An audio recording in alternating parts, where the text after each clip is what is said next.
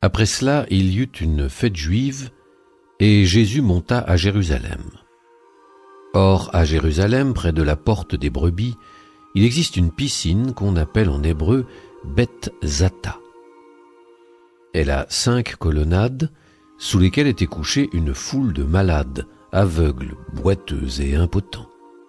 Il y avait là un homme qui était malade depuis 38 ans. Jésus, le voyant couché là, et apprenant qu'il était dans cet état depuis longtemps, lui dit « Veux-tu être guéri ?» Le malade lui répondit « Seigneur, je n'ai personne pour me plonger dans la piscine au moment où l'eau bouillonne, et pendant que j'y vais, un autre descend avant moi. » Jésus lui dit « Lève-toi, prends ton brancard et marche. » Et aussitôt l'homme fut guéri. Il prit son brancard, il marchait. Or ce jour-là était un jour de Shabbat. Les Juifs dirent donc à cet homme que Jésus avait remis sur ses pieds « C'est le Shabbat, il ne t'est pas permis de porter ton brancard. » Il leur répliqua « Celui qui m'a guéri, c'est lui qui m'a dit « Prends ton brancard et marche. » Ils l'interrogèrent « Quel est l'homme qui t'a dit « Prends ton brancard et marche » ?» Mais celui qui avait été rétabli ne savait pas qui c'était. En effet, Jésus s'était éloigné, car il y avait foule à cet endroit. Plus tard, Jésus le retrouve dans le temple et lui dit « Te voilà guéri, ne pêche plus, il pourrait t'arriver quelque chose de pire. » L'homme partit annoncer aux Juifs que c'était Jésus qui l'avait guéri. Et ceux-ci persécutaient Jésus parce qu'il avait fait cela le jour du Shabbat. Jésus leur déclara « Mon Père est toujours à l'œuvre, et moi aussi je suis à l'œuvre. » C'est pourquoi de plus en plus les Juifs cherchaient à le tuer, car non seulement il ne respectait pas le Shabbat, mais encore il disait que Dieu était son propre Père, et il se faisait ainsi l'égal de Dieu. Jésus reprit donc la parole. Il leur déclarait « Amen, amen, je vous le dis, le Fils ne peut rien faire de lui-même, il fait seulement ce qu'il voit faire par le Père. Ce que fait celui-ci, le Fils le fait pareillement. Car le Père aime le Fils et lui montre tout ce qu'il fait. Il lui montrera des œuvres plus grandes encore, si bien que vous serez dans l'étonnement. Comme le Père, en effet, relève les morts et les fait vivre, ainsi le Fils, lui aussi, fait vivre qui il veut. Car le Père ne juge personne. Il a donné au Fils tout pouvoir pour juger, afin que tous honorent le Fils comme ils honorent le Père. Celui qui ne rend pas honneur au Fils ne rend pas non plus honneur au Père qui l'a envoyé. Amen, amen, je vous le dis, qui écoute ma parole et croit en celui qui m'a envoyé, obtient la vie éternelle et il échappe au jugement, car déjà il passe de la mort à la vie. Amen, amen, je vous le dis, l'heure vient et c'est maintenant, où les morts entendront la voix du Fils de Dieu, et ceux qui l'auront entendu vivront. Comme le Père, en effet, a la vie en lui-même, ainsi a-t-il donné au Fils d'avoir, lui aussi, la vie en lui-même. Et il lui a donné pouvoir d'exercer le jugement, parce qu'il est le Fils de l'homme. Ne soyez pas étonnés. L'heure vient où tous ceux qui sont dans les tombeaux entendront sa voix. Alors ceux qui ont fait le bien sortiront pour ressusciter et vivre, et ceux qui ont fait le mal pour ressusciter et être jugés. Moi, je ne peux rien faire de moi-même. Je rends mon jugement d'après ce que j'entends, et mon jugement est juste, parce que je ne cherche pas à faire ma volonté, mais la volonté de celui qui m'a envoyé. Si c'est moi qui me rends témoignage, mon témoignage n'est pas vrai. C'est un autre qui me rend témoignage, et je sais que le témoignage qu'il me rend est vrai. Vous avez envoyé une délégation auprès de Jean le Baptiste, et il a rendu témoignage à la vérité. Moi, ce n'est pas d'un homme que je reçois le témoignage, mais je parle ainsi pour que vous soyez sauvés. Jean était la lampe qui brûle et qui brille, et vous avez voulu vous réjouir un moment à sa lumière. Mais j'ai pour moi un témoignage plus grand que celui de Jean. Ce sont les œuvres que le Père m'a donné à accomplir. les œuvres mêmes que je fais témoignent que le Père m'a envoyé. Et le Père qui m'a envoyé, lui, m'a rendu témoignage. Vous n'avez jamais entendu sa voix, vous n'avez jamais vu sa face, et vous ne laissez pas sa parole demeurer en vous, puisque vous ne croyez pas en celui que le Père a envoyé. Vous scrutez les Écritures parce que vous pensez y trouver la vie éternelle. Or, ce sont les Écritures qui me rendent témoignage. Et vous ne voulez pas venir à moi pour avoir la vie? La gloire, je ne la reçois pas des hommes. D'ailleurs, je vous connais. Vous n'avez pas en vous l'amour de Dieu. Moi, je suis venu au nom de mon Père, et vous ne me recevez pas. Qu'un autre vienne en son propre nom, celui-là, vous le recevrez. Comment pourriez-vous croire, vous qui recevez votre gloire les uns des autres, et qui ne cherchez pas la gloire qui vient du Dieu unique? Ne pensez pas que c'est moi qui vous accuserai devant le Père. Votre accusateur, c'est Moïse, en qui vous avez mis votre espérance. Si vous croyiez Moïse, vous me croiriez aussi, car c'est à mon sujet qu'il a écrit. Mais si vous ne croyez pas ses écrits, comment croirez-vous mes paroles? Après cela, Jésus passa de l'autre côté de la mer de Galilée, le lac de Tibériade. Une grande foule le suivait, parce qu'elle avait vu les signes qu'il accomplissait sur les malades. Jésus gravit la montagne, et là, il était assis avec ses disciples. Or, la Pâque, la fête des Juifs, était proche. Jésus leva les yeux et vit qu'une foule nombreuse venait à lui. Il dit à Philippe, « Où pourrions-nous acheter du pain pour qu'ils aient à manger ?» Il disait cela pour le mettre à l'épreuve, car il savait bien, lui, ce qu'il allait faire. Philippe lui répondit, « Le salaire de 200 journées ne suffirait pas pour que chacun reçoive un peu de pain. » Un de ses disciples, André, le frère de Simon-Pierre, lui dit, « Il y a là un jeune garçon qui a 5 pains d'orge et 2 poissons. Mais qu'est-ce que cela pour tant de monde ?» Jésus dit, « Faites asseoir les gens. » Il y avait beaucoup d'herbe à cet endroit. Ils s'assirent donc, au nombre d'environ 5000 hommes. Alors Jésus prit les pains et, après avoir rendu grâce, il les distribua aux convives. Il leur donna aussi du poisson, autant qu'ils en voulaient. Quand ils eurent mangé à leur faim, il dit à ses disciples, « Rassemblez les morceaux en surplus, pour que rien ne se perde. » Ils les rassemblèrent, et ils remplirent 12 paniers avec les morceaux des 5 pains d'orge, restés en surplus pour ceux qui prenaient cette nourriture.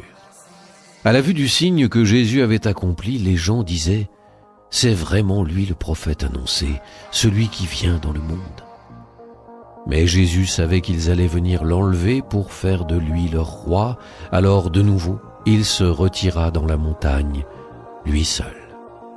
Le soir venu, ses disciples descendirent jusqu'à la mer.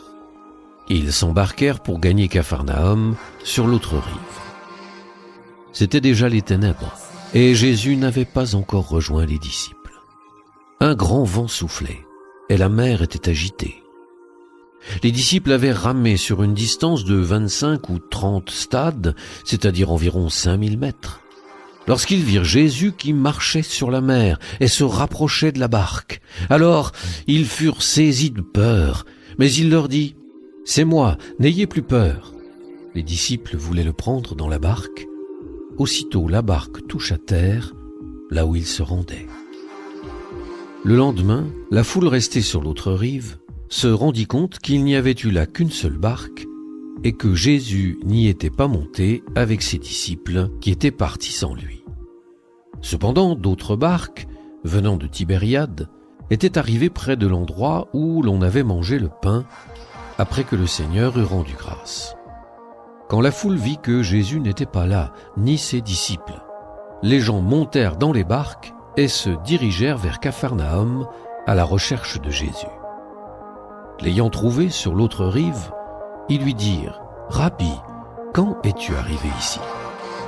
Jésus leur répondit, « Amen, amen, je vous le dis, vous me cherchez, non pas parce que vous avez vu des signes, mais parce que vous avez mangé de ces pains. et que vous avez été rassasiés. Travaillez non pas pour la nourriture qui se perd, mais pour la nourriture qui demeure jusque dans la vie éternelle, celle que vous donnera le Fils de l'homme, lui que Dieu, le Père, a marqué de son sceau. Ils lui dirent alors, « Que devons-nous faire pour travailler aux œuvres de Dieu ?» Jésus leur répondit, « L'œuvre de Dieu, c'est que vous croyez en celui qui l'a envoyé. » Ils lui dirent alors, « Quel signe vas-tu accomplir pour que nous puissions le voir et te croire? Quelle œuvre vas-tu faire? Au désert, nos pères ont mangé la manne, comme dit l'Écriture.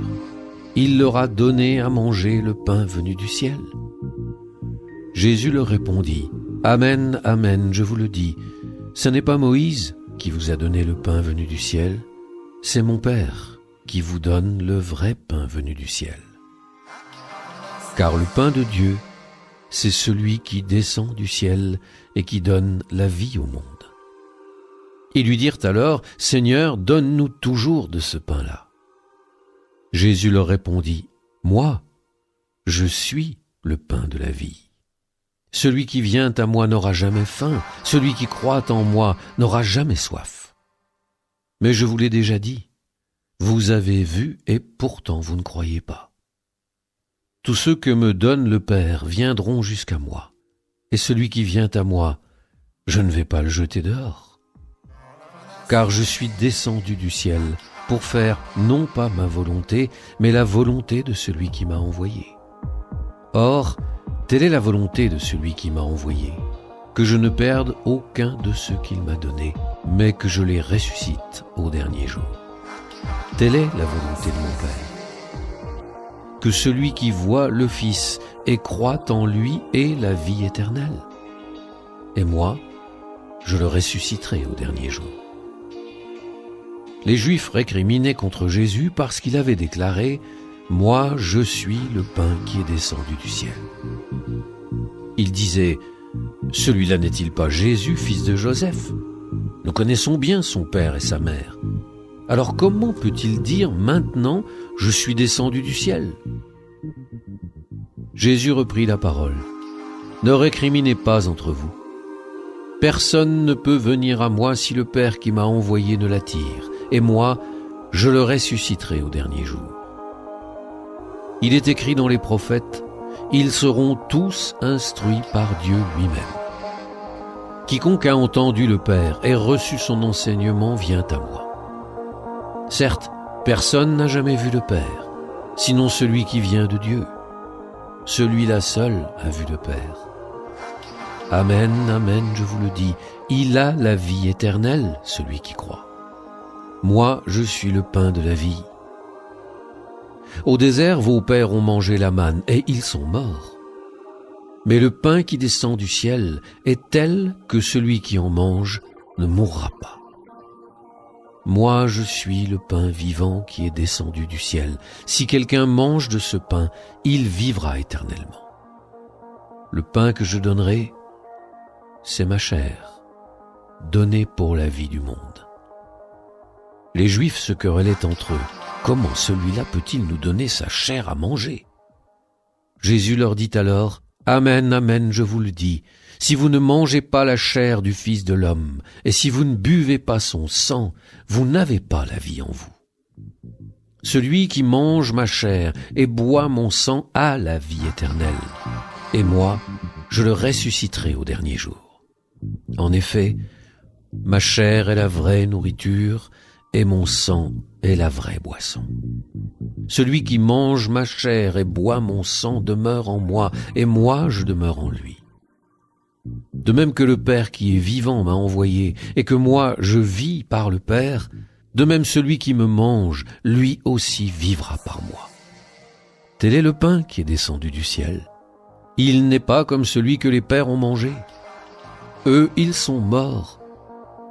Celui qui mange ce pain vivra éternellement. » Voilà ce que Jésus a dit alors qu'il enseignait à la synagogue de Capharnaüm. Beaucoup de ses disciples qui avaient entendu déclarèrent « Cette parole est rude. Qui peut l'entendre ?» Jésus savait en lui-même que ses disciples récriminaient à son sujet. Il leur dit, « Cela vous scandalise ? Et quand vous verrez le Fils de l'homme monter là où il était auparavant. C'est l'Esprit qui fait vivre, la chair n'est capable de rien. Les paroles que je vous ai dites sont esprit et elles sont vie. Mais il y en a parmi vous qui ne croient pas. » Jésus savait en effet depuis le commencement quels étaient ceux qui ne croyaient pas et qui était celui qui le livrerait. Il ajouta, « Voilà pourquoi je vous ai dit que personne ne peut venir à moi si cela ne lui est pas donné par le Père. » À partir de ce moment, beaucoup de ses disciples s'en retournèrent et cessèrent de l'accompagner. Alors Jésus dit aux 12, « Vous voulez partir, vous aussi ?» Simon-Pierre lui répondit, « Seigneur, à qui irions-nous ? Tu as les paroles de la vie éternelle. Quant à nous, nous croyons et nous savons que tu es le Saint de Dieu. » Jésus leur dit, « N'est-ce pas moi qui vous ai choisis, vous les 12 ? Et l'un de vous est un diable. » Il parlait de Judas, fils de Simon Iscariote. Celui-ci, en effet, l'un des 12, allait le livrer.